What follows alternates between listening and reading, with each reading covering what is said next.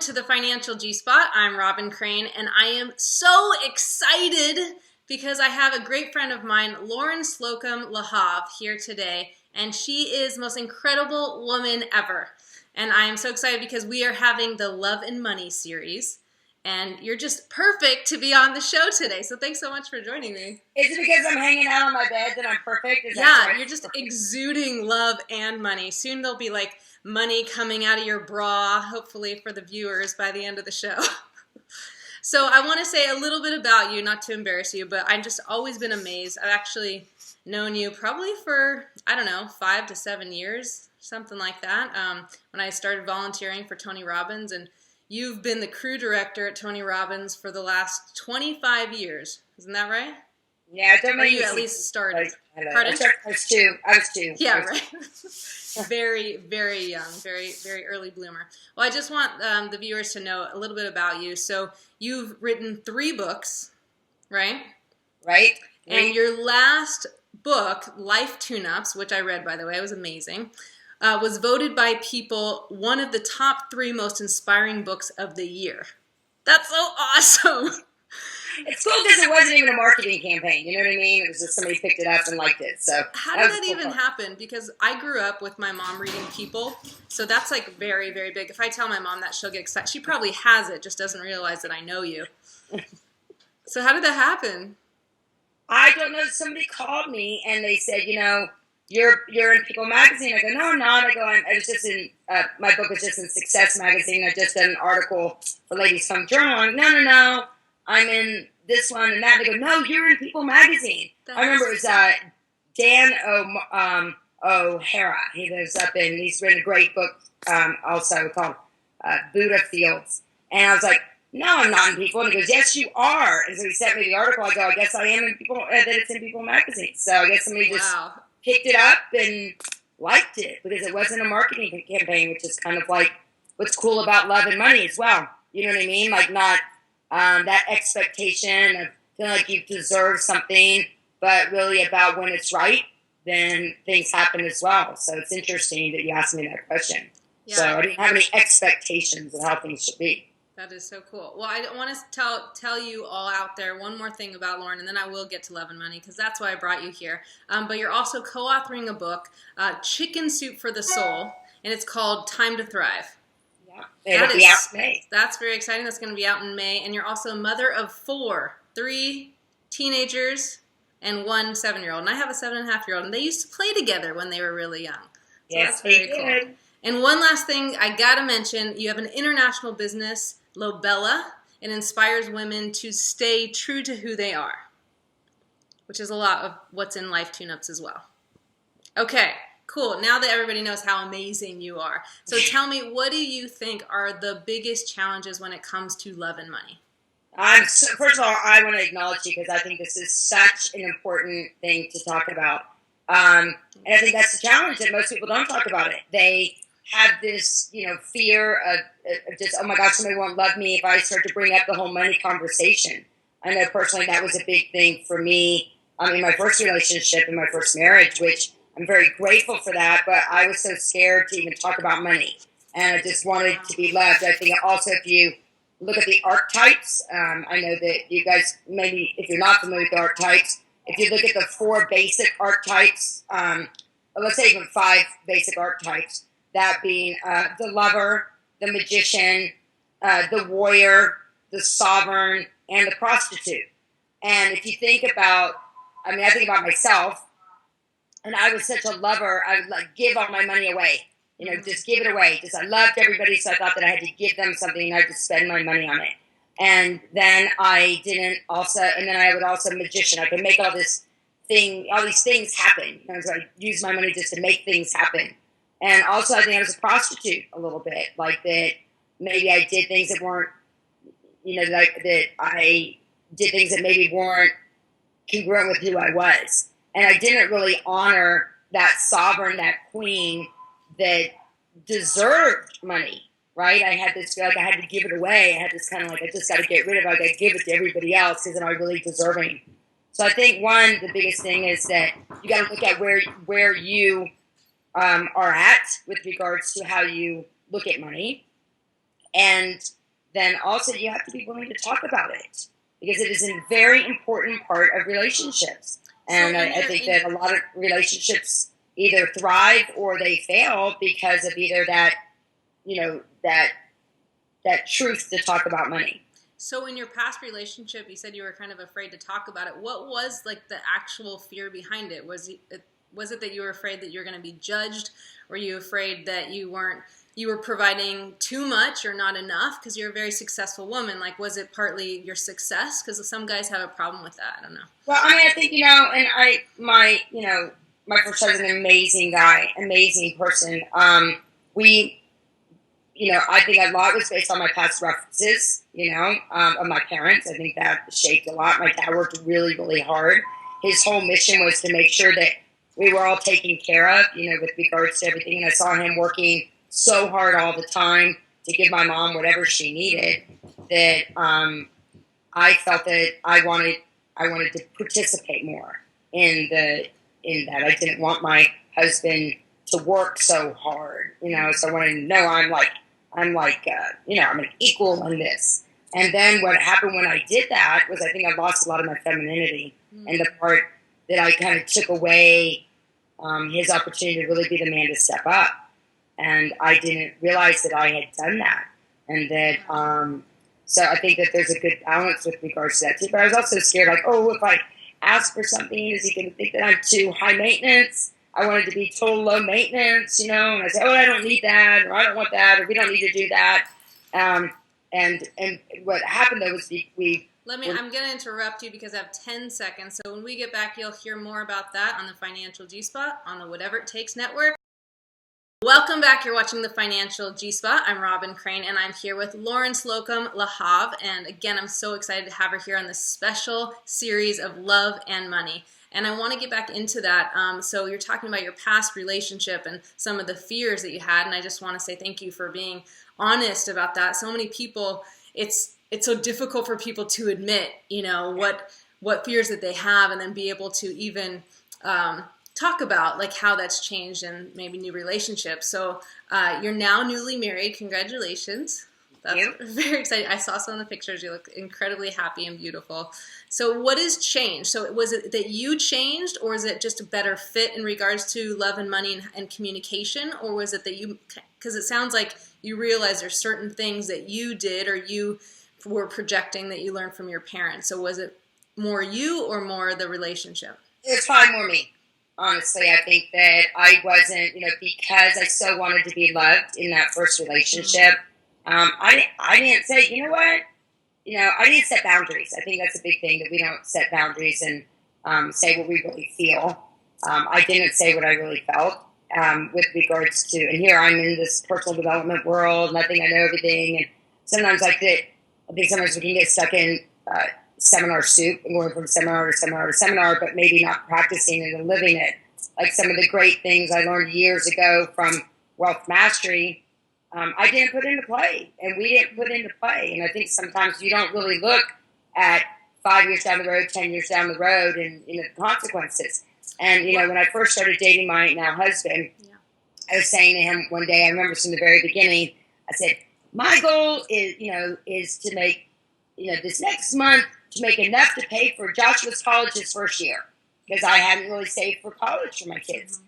And me and my first husband, we hadn't, and that really bothered me, that I kind of gave my power away to him, because I'm like, he's the guy, he needs to handle all the financial stuff. I can go out and I can do things, but he'll handle like all the, savings of things and investing of that, instead of realizing I'm really one smart little cookie. So I kind of took that power away from myself, and I kind of, said, oh, he'll do it. He'll do the right thing. Mm-hmm. And when those things didn't happen, I was pissed. I was pissed. Yeah. And I said, I have to do something.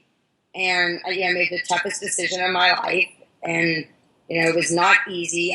When I first got my divorce, I was like, there's more month at the end of the money. I mean, I know other people that can, and I'm like, how could I be so freaking smart and be so freaking stupid?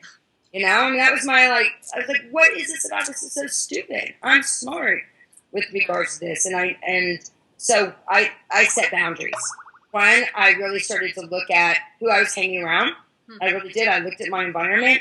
I shifted my values. I said, I'm only going to be around people. I'm only going to be around people that I respect, that I look up to.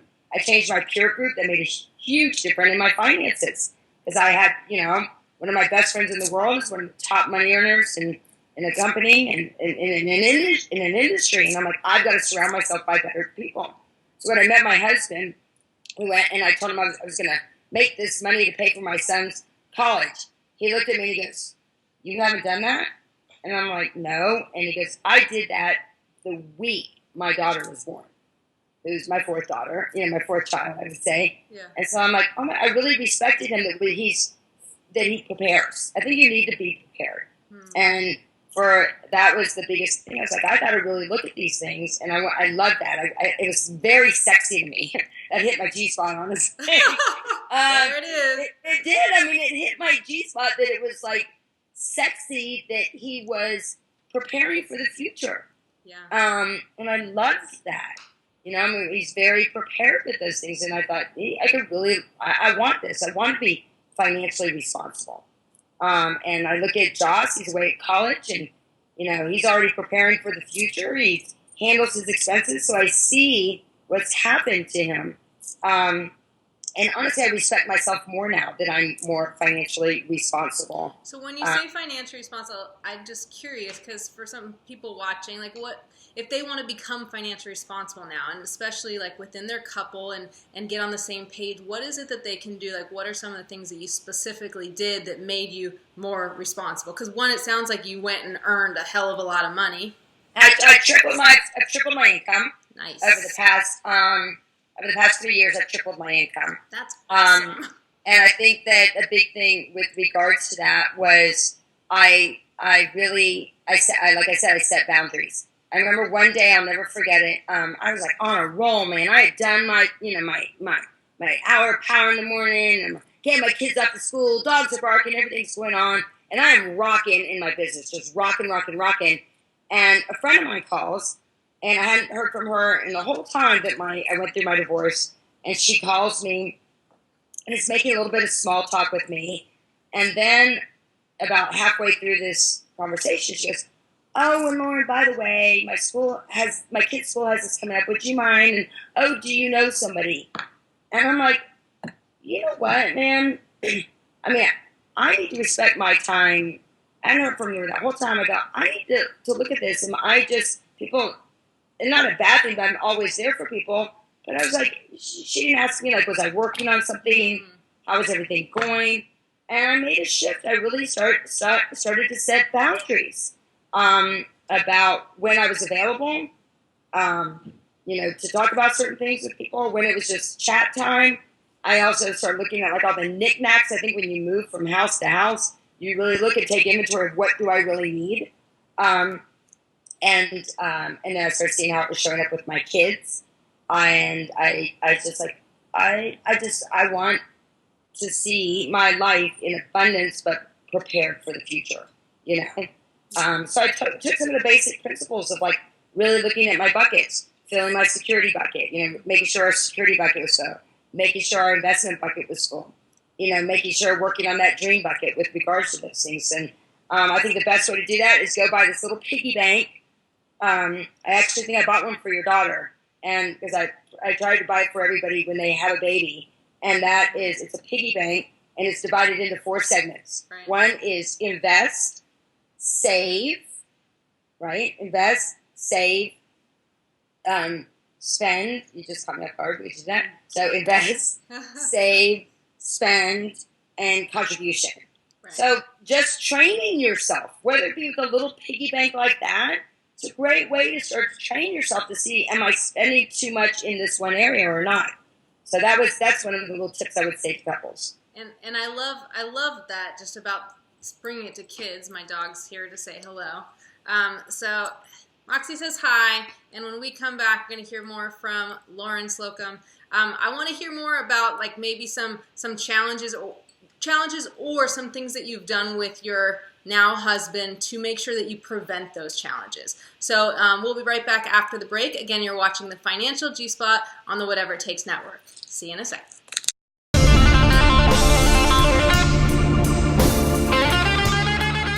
Welcome back to the Financial G-Spot. I'm Moxie and have money growing out of my... Show me the money, Moxie. Show her the money. So this is Moxie, and she really wants to make sure that you don't destroy your relationship with money. You got to keep it in a very smart place, like your boobs. Right there? Right there. Right there. Where there's a lot Learned of... that a long time ago. Keep it in a safe place. Safe and warm space. Warm.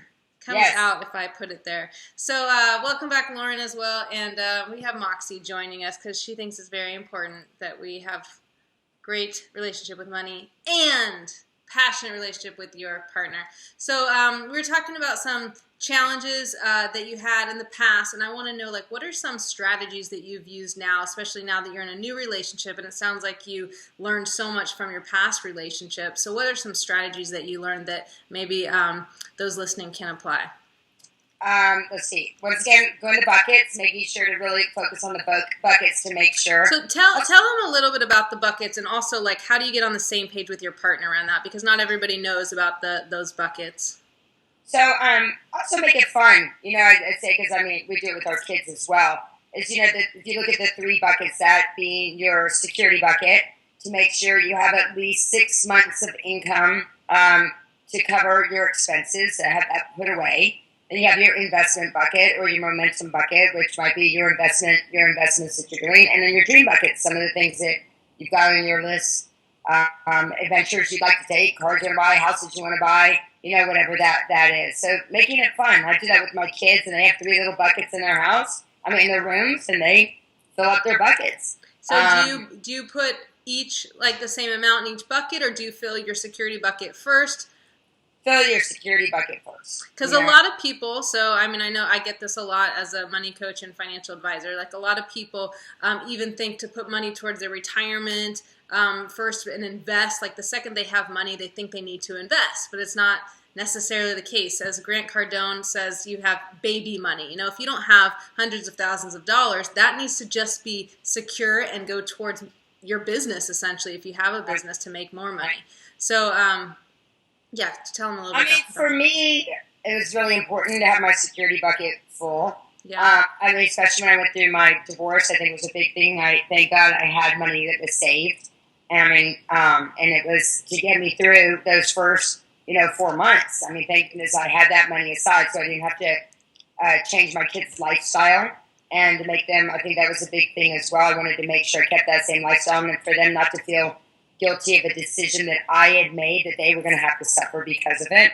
So I'm very, very grateful of the security bucket and making sure that I filled my security bucket. I'm sure there's other people that advisors that might say to fill different buckets, but for me, I think also it was just a huge wound of not having that, or my parents not really doing that as well. And actually, like, what I find is that when you have that security bucket, you're actually a better investor. Because people sometimes, when they go to invest, and especially when they think they need it, maybe they're not on track for retirement, and so they're like, I got to invest, and then they're way too risky. When you at least have that security, then it allows you to be, like, more confident in your investments and be smarter about your investments and really look at the risk reward. I agree. And, and I think that, but it also has been really fun for, me and my husband. I think we make it kind of a game for us. Mm-hmm. We look and okay, we're putting this away, we're doing this and that. And then when it's time for us to do an investment, we're so excited about it. Right. We're doing it together. I love that. We found our pathway, I think, for us as well, to our way of investing. And we're on the same page about that, and just going back and forth with that is fun too. And then our dream bucket, I just say, let's just put just a tiny bit away every month, and then we just keep adding to the kitty. And we have certain things that, okay, if we make this percentage on that, then we're going to take this percentage towards our dream bucket, or a bonus that might come in here, or, income might go up a certain amount, then more goes to each of those categories. But I'm really glad that the security bucket is so important to him. Yeah. And maybe, who knows? Who knows the story of what caused him to be that way? He was orphaned basically by the time he was a teenager, and he had responsibility to take care of his 2 sisters. So I think that a lot of pain caused him to be really savvy for himself. And I also, I believe the importance of the I am statements and how important that is. I think that, I make sure to put on there, I'm savvy with my money. I'm a billionaire babe. I'm full of faith. I'm God's girl. I'm a creative genius. I'm an intuitive investor, right? And I fill myself up with that every day. So I think those I am statements, or what we believe about money, how that transfers into our relationship, is really important. So I say it every day. Awesome. With my I am statements. And I'm not a financial planner. You know what I mean? I'm a mom on a mission. Yeah. Right? But I've always put, since when I was pregnant with my kids, I've made sure to put money away for each of them. So when Josh went off to college, it felt really good to say to him, hey, this is the amount of money that you have towards college. I felt really good. Quinn, I let him open the statements every month to see how much money he's got saved. And that. And what I love about that, whether it's your partner or whether it's your kids, there's this openness, there's this transparency, and that's so important because, whether, you're not that you're teaching your spouse, but you're communicating with them, you're being open with them, and that is such a huge. We talked about this. And I got to tell you something. In my past relationship, I just never talked about money. I just, we just never talked about it. I never even asked him how much he made. He never asked me like how much he made. We just said, here's what we're going to put away for this and that. And my husband and I now, we're very honest. We're very current with how we're feeling about money. It was really cool last week. I've had these boots, these old gringo boots with Swarovski crystals, that are on my list of when I reach this certain position with this company, I'm going to buy myself those Swarovski crystals. And I was telling the story at this seminar this past weekend. And I'm like, those are mine. When I get this is going to have nothing in my dream bucket. And I was putting away, like, they're a lot of money. And so I was putting away a certain amount every single month towards them. Yeah. And everybody goes, how's it going? And they go, towards it. I'm like, it's going good, but I got a while to go. And my friends went to the wrong ballet. We were at the Foundation Room, and they went to the wrong ballet. And we go past this shoe store, and the boots are there. Yeah. And they're like staring right at me. And my friend's like, those boots are Lauren's boots. And my husband, bought them for me. And it feels so good just to be able to do that. But the only reason that I'm buying these is because we've been so smart with the other things that we're doing. So it just felt, I don't know how to explain how good it felt. And there's a sort of gratification, I think, with that, like when you actually plan for it and save for it, and then you get to reward yourself or get surprised by a gift. Yeah. And most people, they tell themselves they deserve it, then they go buy it, and then what happens next is they feel guilty because they didn't plan for it. They don't have the money, and now they're racking up the credit cards. It's like, the coolest thing, my favorite thing growing up was layaway. Remember a layaway when you put $50 towards it, and I think I still keep that same mentality. I have this real sense of ownership, and I think that that's what we need to get back to, is that feeling of, like, I really earned this, not just because I can do it because I have the money, but it's like I feel like I've really earned it, and I have a sense of pride with it versus, and that's on my kids, and the same thing with my husband as well. But I think the biggest thing, one, is really looking at your archetypes towards money. And I feel like I'm the queen. I'm the sovereign. I need to make smart decisions in my kingdom. My husband's the king. We need to be smart in our decisions with regards to it. And teaching your kids that, I think, is really important as well. And then I think the other thing is just, speak up. I think enough people just don't speak up when it doesn't feel right. We've had our little fights about money, But the old me wouldn't speak up about it. And now I'm like, no, this is really how I feel. And no, that doesn't feel good. And no, this is a better way for us to invest our money. No, I don't need to go on a trip for that. I'd rather be home and put that money away and do something beautiful to our home, So I think the speaking up is a big thing as well.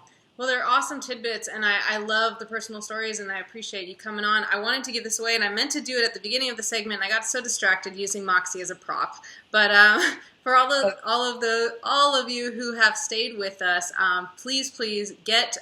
You're going to give away a free guide. It's called the Say Yes Guide, and you can go to financialgspot.com/sayyes and just tell them a little bit about what that is, so that they know what they're getting. I mean, it's for me. I created it as really just a guide for. I believe what you do, what you say to yourself first thing in the morning is the most important thing. So you heard me just rattle off my I am statements, Right. my code of conduct, all those things I feel that I think has made me more of a savvy investor, and just really true to myself, and so I fill myself up. So it's a little guide that I just created with your I am statements and looking at your year outcomes for yourself and just have fun with it. Make it fun. That's awesome. And it's like one of these things that it's so simple, but most people don't do it. And it's all mindset. And we all know that we are where we are because of the way we think. But at the same time, we don't necessarily get up every day and make that happen. And so that's a perfect thing that everybody can use, whether you're in a relationship or not. And it will absolutely help your relationship, and it'll absolutely help your situation with money, and bring the two together. So I love that. So thank you so much for joining us. You want to add one more thing? Thanks for sharing with me about my G-spot. Yeah. So we'll end with the G-spot. So what do you think is the specific area if someone wants to have, oh, there goes my battery, if someone wants to have a money orgasm with their partner, what is it that they need to, where do they need to focus? A money orgasm, not an orgasm. What's the area of focus? Communication. I really just think communication. I'm going to go back to communication. People can say they communicate. I think that really going through, what is money, what is not having money, what is having lots of money to you, and just asking yourself, doing those exercises, because you're going to find out a lot about their wounds about money. You're going to find out a lot about what's really important to them. So I think just having fun with it. What is money? What is not having money? What is having lots of money? What is having more money than you can even imagine having money about, So I was just with a girl today that last year this time she was, living with her parents. She was making $200 a month, and this year she's made over $365,000. This year, and she doesn't understand. She has no relationship with money. So she's getting rid of it as quickly as possible, spending it. And she's 26 years old and just not really understanding that relationship with money. So I think one, you got to feel good about it. You got to know that you deserve it, and that my favorite quote, I don't know who says it, is money just makes you more of what you already are, And also, changing your beliefs about money as well is that if you believe that money was a direct reflection of how many people that you helped, right? That's why I want to make more money, because I want to help more people. So I believe that money is a direct reflection of how many people that you've helped. So it's important for us to go make lots of money, share lots of money. It's just going to amplify your relationship either in a great way or a negative way. So that is so awesome. I love it. And I'm so glad that you added those tidbits. Well, thank you again for joining us. And I'm so grateful for you being on the show. I'm grateful to you and your friendship, and I'm proud of you. Thank you. Thanks, guys. All right. Thank you. Bye-bye.